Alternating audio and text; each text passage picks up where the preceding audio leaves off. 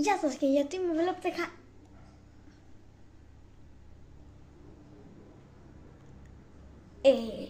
το βλέπετε και εσείς αυτό που βλέπω. Γιατί έχω εδώ φωτάκια LED. Γιατί έχω παιδιά, τι βλέπω μπροστά μου. Έχω τον υπολογιστή μου μπάσο, αμάξια, γιατί έχω αμάξια. Τι είναι αυτό το τελικό τώρα.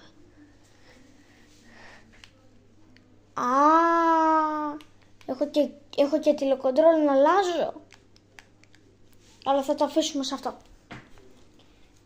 Το αφήνουμε πάλι εδώ. Και καλά κατάλαβες.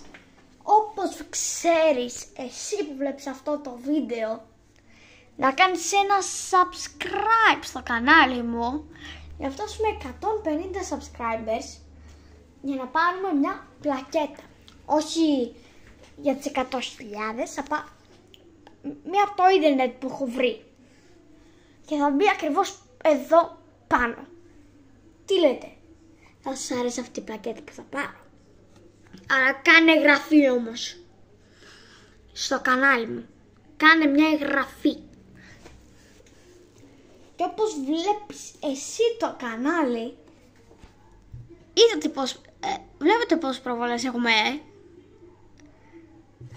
Βλέπεις πόσες προβολές έχουμε. Οπότε, κάνε και εσύ like και εγγραφή σε αυτό εδώ το κανάλι για να φτάσει. Βασικά έχουμε 31.000 views. Δεν είναι και τόσο, το ξέρετε. 30.200 λέει και εμείς έχουμε 31.000. 66 βίντεο και φτάνουμε 150 subscribers. Οπότε κάνε εγγραφή, 4 εγγραφές θέλουμε για να φτιάσουμε τις 150, να πάρουμε την πλακέτα που έχω βρει στο ίντερνετ να μπει εδώ πάνω. Και μια μέρα θα τραβήξω βίντεο που θα έχουμε την καινούργια μας πλακέτα.